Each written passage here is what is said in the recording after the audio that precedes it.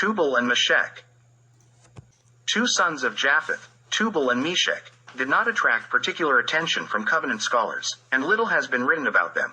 Not because these lands lacked historical significance, but because they were poorly known and ambiguously defined. Determining the position of these two lands was not easy because they appear in two places simultaneously. On the other hand, Tubal and Meshech are always mentioned together, inseparably, and this causes great difficulties in determining their geographical position. If the peoples from the two lands were everywhere and always together, mixed, then one can no longer speak of two but of one land. Taking into account the fact that the Jews adopted the entire ethnic arrangement of the Assyrians, including various lands, some of which had no connection or knowledge with the Jews, the whole matter of determining these two lands becomes much more challenging. The Assyrians knew where each land, people, or tribe they spoke of was, from the Atlantic Ocean to India, but the Jews did not. At the time when this arrangement was adopted from the Assyrians, which is the time of writing the Old Testament and the time of the prophets, the Jews could understand this arrangement. However, since there was not enough information or knowledge about it in pure Jewish tradition, with the fall of Assyria, there was a disruption among the Jews. Therefore, no later Jewish historian was able to adequately explain to us the arrangement of lands and peoples from Narod.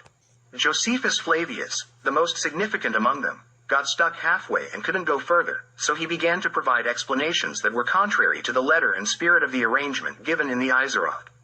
The only thing he was sure of is that this arrangement of lands extends westward to Gibraltar, from the European and African sides. He knows that Spain is Iberia, but he was unable to say anything specific about Rhodesia or Italy. This indeed seems strange, as Italy was, so to speak, right there at the doorstep. Attempts by later Jewish historians, who realized that it involved broader spaces rather than a narrow circle of lands around Palestine, did not bear fruit, mainly because of the Greek school, which sought to place all lands from Narod, concerning Europe, within Greece and its vicinity. In this, the Greeks were generously assisted by the Vatican and its censorship, aiming to reduce Old Testament ethnography to as small a space as possible and make it entirely incomprehensible.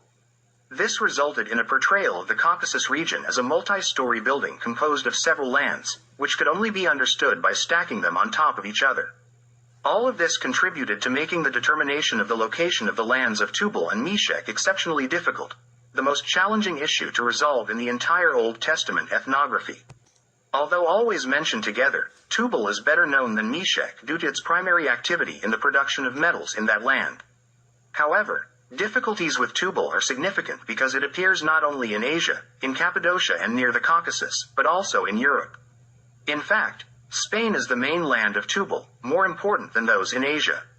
This dual presence of Tubal in two different regions has created a great disturbance among historians. Since the same is true for Meshech, the problem becomes simply unsolvable. Meshech's main land is by the Volga, yet it appears, together with Tubal, in Cappadocia and near Caucasus. Over time, Tubal and Meshech will disappear in Cappadocia, and then beneath the Caucasus too, leaving them separated in very distant spaces. Tubal in Spain and Meshech by the Volga. Saint Jerome calls Meshech Mosech, and believes they were in Cappadocia. Regarding Tubal, he states that they are the Iberians, also called by the Spaniards and some the Celtiberians. Some also consider the Italians as Tubalim. 78. 2.999. Tubal is Homer's Halybes, and Herodotus' Halybes, which he locates west of the Halys River in Asia Minor. 39.1.28. When we say Homer's, we mean names found in the Iliad and Odyssey, but we want to note that these are not original Homerian names, as the Iliad and Odyssey were translated into Greek, and the names were adapted to the Greek pronunciation. It is evident that the name of the river Halys is related to the name Haliba. Herodotus says that his Halybes are also called Tiberines. All writers agree that Jewish Tubal and Greek Tiberini are one and the same name. Saint Jerome says that Tubal is Iberia, that is, Spain, also called Celtiberians. Josephus Flavius, a Jewish historian from the 1st century CE, states that the Iberians were formerly called Tubal.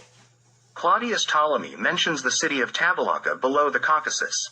Bochar considers all assumptions about Tubal and Meshech and concludes that Tubali are the Tiberini from Greek records, equivalent to the Halibi, that is, the Iberians. 2.1.ii. 12. Josephus Flavius adds that Tubal is the same as Tubal-Cain, the first blacksmith from the Old Testament, and that, in his time, it corresponds to the land of Spain. 75. I3. Spain was then called Iberia. Edward Wells notes that there is a folk tradition among the Spaniards about their descent from Tubal. In translation 72, there is a sentence, princes of Rosh, Meshech, and Tubal. This means Meshech from the river Rosh. Wells says that the Muscovites and the Russians are descendants of these, the former being more northern and the latter more southern. 31. Saint 66. The Greeks referred to the name of this river as Araxes, and the Arabs called it Rosh. This is the modern river Volga, whose first known name was Rasa. In the Old Testament, the people of Rosh are mentioned, and these are the people of Rasa from the Volga. Eastern nations refer to the name of this river in abbreviated forms like Ra, Rash, or Rosh. Boshar says that Ras or Aras is the name of the river mentioned by the Greeks and Romans as Araxes. Persian and Arabic writers state that Rus is the eighth son of Japheth, and his descendants, according to Abul Faraj, were always associated with the Bulgars, Slavs, and Alans. 79.1.129.